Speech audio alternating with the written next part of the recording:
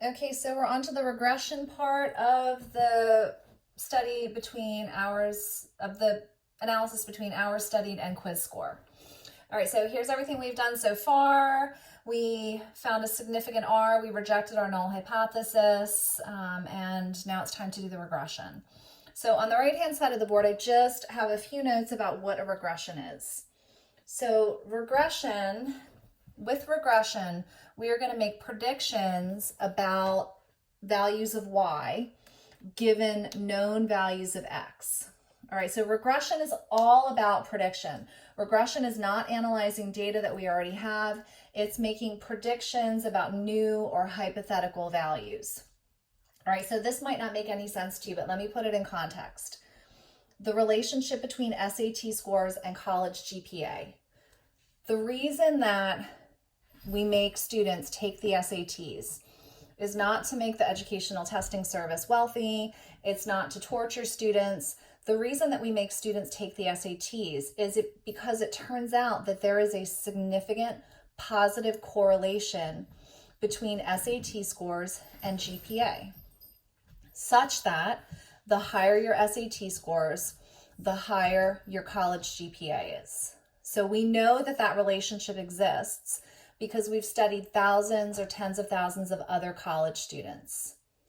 So what we do, Newman doesn't do this, but what high stakes colleges do, colleges that require you to have high scores on your SATs, what they do is when you apply to their school, you give them your SAT scores. So they know your values on the SATs. And what they do is they plug your SAT scores into a formula, into a correlation, or into a regression formula. And at the end of the regression formula spits out what your predicted first year college GPA is going to be. So when you apply and you give them your SAT scores, they use that to make predictions about whether you're going to succeed or fail in college. All right, so that's what we're going to do with regression. Regression is going to make predictions. So we have this data over here. We know what the correlation is between hours studied and quiz scores. So we are going to come up with a regression formula so we can make predictions about new people. If they study, what are their quiz scores likely to be? An important caveat, even though we can do the regression calculations on any correlational data, it's only reliable if your correlation is significant.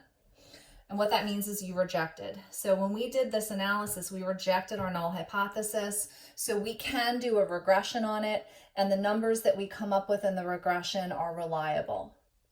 If this had been a fail to reject, we still could go through the motions over here, but the numbers would be meaningless. So the way that we do this is we're going to calculate the formula for this straight line. We call it a regression line, and we're going to calculate the formula for this line.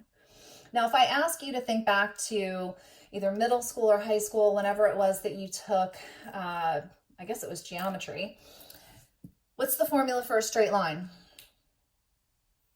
Some of you might remember that the formula for a straight line is y equals mx plus b. Well, we're basically doing that, but we changed our m to a b, and we changed our b to an a. So the formula for the regression line is y equals bx plus a, where b is the slope of the line. And if you remember, the slope of the line is the rise over the run. This is the slope. And the y-intercept, which in this case is a, is the point where the line crosses the y-axis.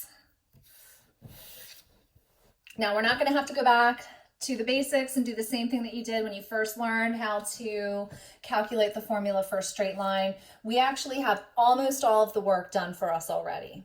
So what we need to do is we need to figure out what the slope of this line is, and we need to figure out what the y-intercept of this line is.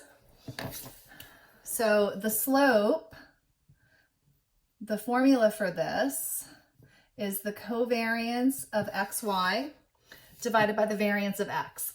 So we don't need to go over here and do rise over run and plug numbers in. We actually have most of this done for us already. So we need the covariance of xy divided by the variance of x. So in this case, the covariance is 37. The variance of x is 20.5. So the covariance of xy is 1.80. And once we have the slope, we can calculate A, and the formula for that is the mean of y minus b times the mean of x. So going back to our data over here, the mean of y is 6, b is 1.8, and the mean of x is 2. So 6 minus 1.8 times 2 is equal to 2.4. So we've got our B and we've got our A, and when we come back, I'm going to put all that stuff together for our regression line.